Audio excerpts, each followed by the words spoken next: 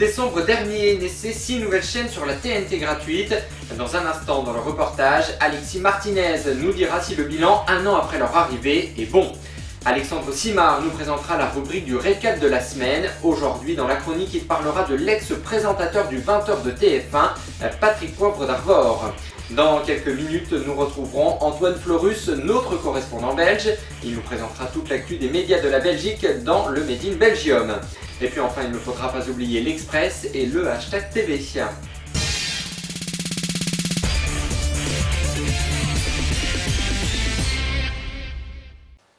Bonjour à tous et bienvenue dans ce numéro.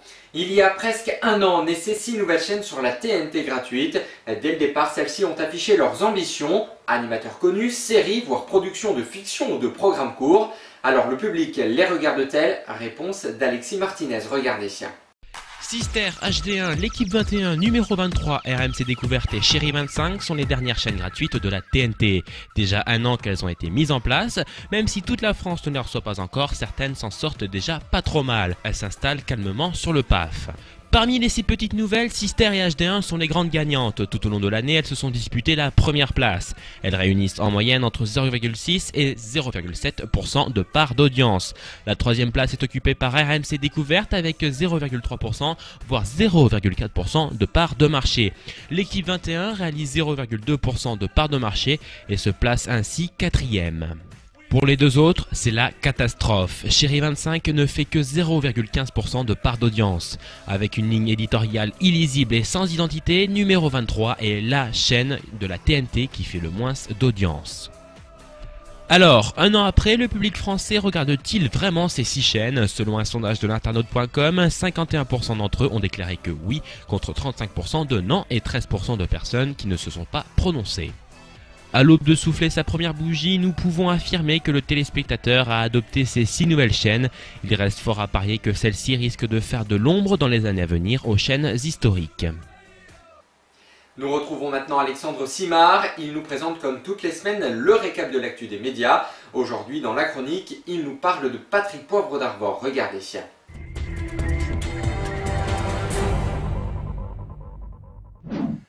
Bonjour à tous, j'espère que vous avez passé une bonne semaine sous la neige pour une bonne partie d'entre vous. On commence ce récap avec un succès d'audience pour la série de France 2, Fais pas ci, fais pas ça. Elle a réuni au démarrage le 30 octobre 4,8 millions de téléspectateurs. Elle connaît un tel succès qu'elle va être adaptée en Italie.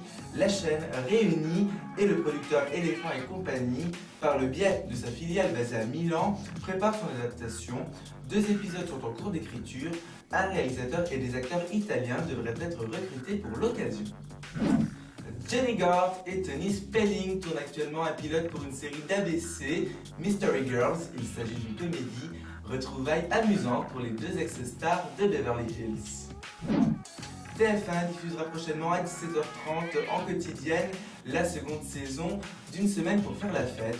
Le concept est très simple, les candidats ont une semaine pour faire la fête et ils devront tout simplement noter leur soirée.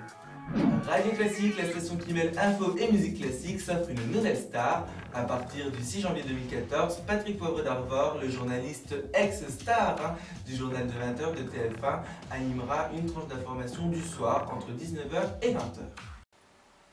Parmi les hashtags Twitter les plus importants de l'univers télé, celui de cette semaine et on regarde, hashtag football. Les Français n'ont pensé cette semaine qu'au foot et ses fameux barrages pour la Coupe du Monde 2014.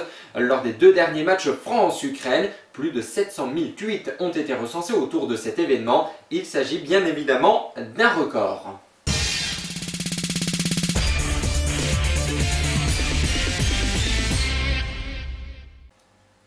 Et c'est avec un immense plaisir que nous retrouvons Antoine Florus, notre correspondant belge, dans la rubrique du Made in Belgium. Regardez. Bonsoir Romain, bonsoir à tous, je suis très heureux de vous retrouver cette semaine encore. Bienvenue en Belgique. Pour ce 10e Made in Belgium, je vais vous parler de la série Typique, qui est une série 100% belge et qui est diffusée actuellement sur la 2. Cette série raconte les aventures de Max, un étudiant bruxellois plutôt typique. Au fil des épisodes, on suit ce personnage et ses potes dans leur vie estudiantine, cours, blocus, fêtes. Tout est passé en vue à travers de situations drôles et dans lesquelles tout étudiant passé, présent ou encore futur vont pouvoir s'y retrouver. À l'origine de ce projet, une bande d'amis qui désirait mettre en avant et mettre en scène le quotidien des étudiants belges. Typique est un projet transmédiatique qui au départ a été diffusé exclusivement sur YouTube et qui maintenant est diffusé sur la 2 en télé, mais il est également fort présent sur les réseaux sociaux, notamment sur Facebook, où vous pouvez retrouver d'ailleurs les profils des personnages qui sont présents dedans, de faux profils qui sont créés pour en fait suivre la vraie vie de ces personnages. Alors comme à l'écran, l'équipe de réalisation et les comédiens sont en fait de vrais amis, hein, donc je vous conseille vraiment d'aller voir cette série. D'ailleurs ce soir dès 20 h vous avez un nouvel épisode sur la 2. Cette semaine dans Comédia Mix, je vais vous parler de Radio Contact, qui est une radio appartenant au groupe RTL Belgium et qui diffuse essentiellement de la musique et des actus. Elle a été créée en Belgique dans les années 1980 et est depuis plusieurs années la première radio musicale du pays, rassemblant quotidiennement plus d'1 million d'auditeurs.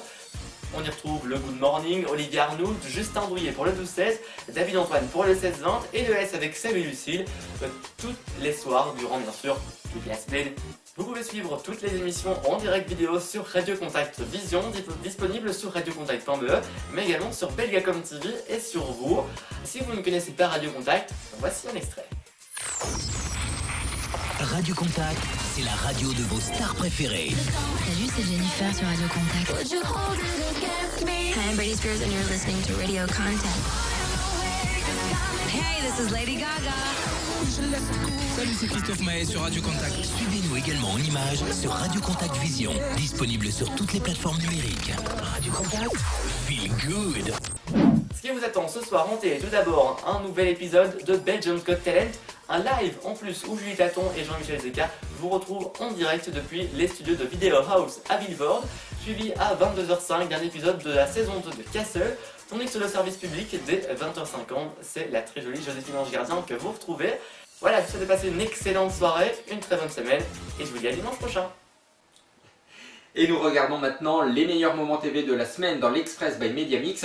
La chronique a été préparée par Cyril. Regardez. 18 novembre, c'est la sortie surprise de GTA 6, un mois seulement après GTA 5. On peut toujours tirer sur des gens, prendre des automobilistes en otage et s'enfuir à pied, courser par des hélicoptères. Sauf que cette fois, l'action se déroule en plein Paris. GTA 6 Paris, pas exclusivement sur console. Qu'est-ce qu'on mange pour le goûter? Des cupcakes. Des cupcakes qu'on appelle ici des vagina cakes. Ouais, donc je fais la traduction. Voilà. Oula. Bon appétit bien sûr. Là. Les gâteaux vagins, donc si vous avez besoin de la traduction. Ah, c'est sympa. Voilà. Alors Ils il y a font parfois. C'est Ouais, ça, ouais. regardez. Oh la vache. Voilà. Ah oui. Parfois de la En ce moment, les fraise, gynécos du partagent chocolat. beaucoup cette Ah, celui-là, il est bien. Oui, oui. Vous savez quoi? Ça me donne une idée de cadeau pour la Saint-Valentin. Ah, il a bien mauvaise. Et en plus, il s'éclaire la nuit, le doigt. C'est un doigt voyeur. On adore. J'adore l'idée. On adore. C'est extraordinaire. Donc, nuit et jour. Alors, la solution, je ne sais pas, mais on va voir un monsieur qui a doigt. Déménager, il faut déménager. Ah bah ça, il avait de la suite dans les idées, il faut dire qu'il devait l'avoir mauvaise, Pépère. Hein, Bah oui, pour surtout faire ça. s'il était riche et qu'elle l'a quitté pour un pauvre.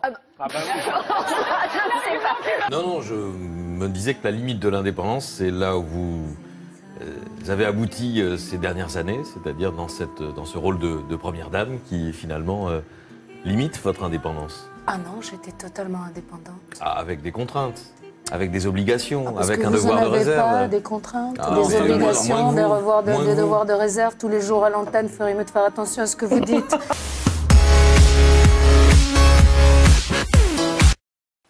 On termine ce numéro avec l'image de la semaine. Une grand-mère de 72 ans est morte devant sa télévision en Afrique du Sud, bouleversée d'émotion, en voyant sa petite fille triompher en direct dans une émission de télé-réalité. On peut dire qu'elle n'est pas morte d'ennui, mais d'émotion. C'est la fin de ce Media Mix. Merci à vous de l'avoir suivi. Rendez-vous dimanche prochain avec un nouveau numéro. Bonne semaine à toutes et à tous et merci de votre fidélité.